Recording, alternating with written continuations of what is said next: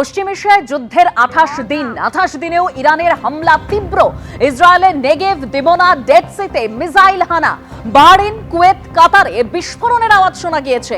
ইসরায়েলের আগ্রাসন, লেবাননে ঘর ছাড়া 3,70,000 শিশু। লেবাননে মুহুর্মুহু মিসাইল আমেরিকা ইসরায়েলের হামলায় নিহত হয়েছে 121 জন শিশু, আহত 399। দক্ষিণ লেবাননের সংঘর্ষ, জখম এক ইসরায়েলি সেনা।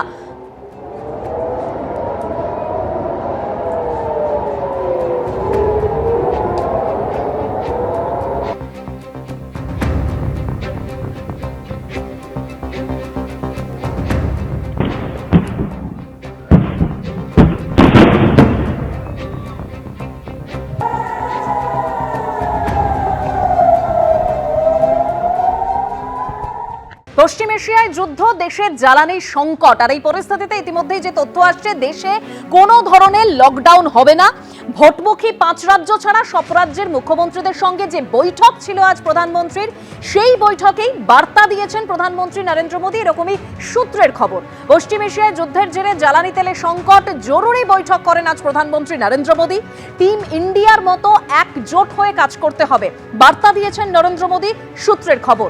কালোবাজারের বিরুদ্ধেও ব্যবস্থা নিতে হবে, বার্তা প্রধানমন্ত্রীর। ভোটমুখী 5 রাজ্য ছাড়া সব রাজ্যের মুখ্যমন্ত্রীদের সঙ্গে বৈঠক, 2 ঘন্টা বৈঠক করেন প্রধানমন্ত্রী। বৈঠকে ছিলেন না ভোটমুখী পশ্চিমবঙ্গ সহ 5 রাজ্যের মুখ্যমন্ত্রীরা।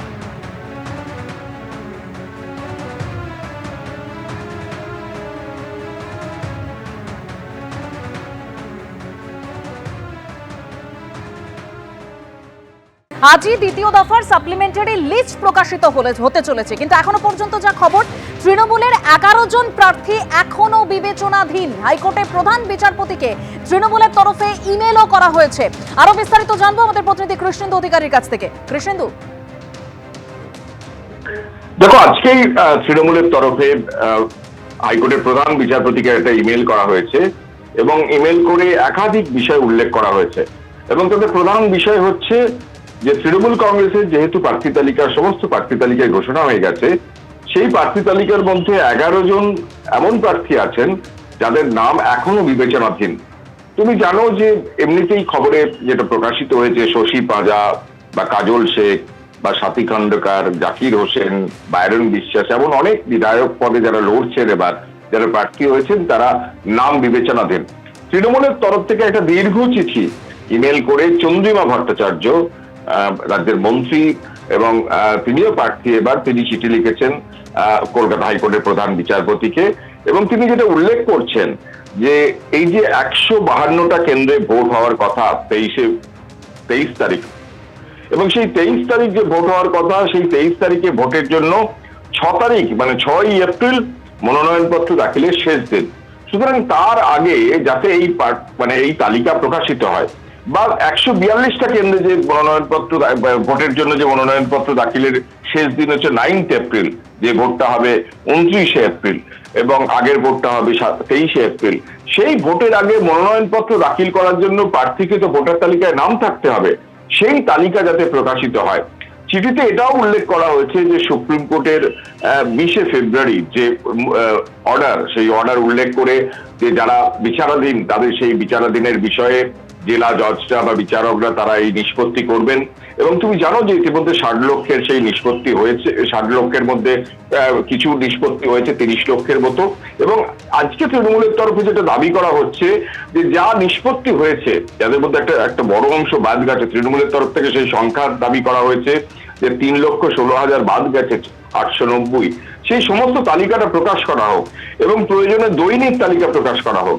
কারণ যাতে তারা যে ট্রাইব্যুনালে অভিযোগ দায়ের করতে পারেন এবং যারা বৈধ ভোটার তারা অন্তত ভোটাধিকারটা পান।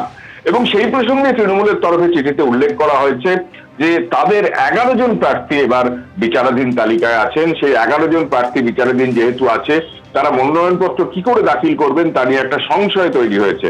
এবং সেই সংশয়ের ক্ষেত্রে মনোনয়নপত্র দাখিলের শেষ দিনগুলো উল্লেখ করে, 2 ফেজ বা 2 দফার ভোটের মনোনয়নপত্র দাখিলের শেষ দিন উল্লেখ করে তৃণমূলের তরফ থেকে প্রধান বিচারপতির কাছে আবেদন জানানো হয়েছে যে সুপ্রিম কোর্টের নির্দেশ মেনে যেন গোটা বিষয়টা তাড়াতাড়ি খুব সত্বর গোটার মীমাংসা করা হয় এবং এই 60 লক্ষ যে বিবেচনাধীন আছে তার প্রথম তালিকা ইতিমধ্যে প্রকাশিত হয়েছে, সেই তালিকা যেন সর্বসমক্ষে আনা হয় এবং প্রতিদিন যেন তালিকা প্রকাশ করা হয় এবং প্রতিদিন শুনানির পর কাদের নিষ্পত্তি হলো, কারা বিচারাধীন থেকে ভোটার তালিকায় তাদের নাম গেল এবং কারা বিচারাধীন থেকে তারা ডি ভোটার হলেন বা তারা বাতিলের তালিকায় গেলেন, সেই তালিকা যেন প্রকাশ্যে আনা হয়।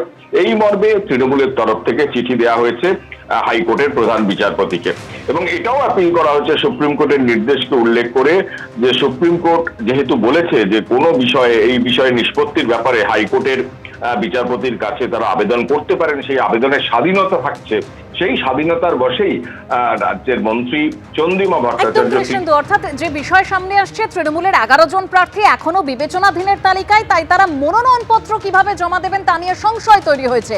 ইতিমধ্যেই হাইকোর্টের প্রধান বিচারপতির কাছে ইমেলও করা হয়েছে তৃণমূলের তরফে। এবিপি আনন্দ, এগিয়ে থাকে, এগিয়ে রাখে।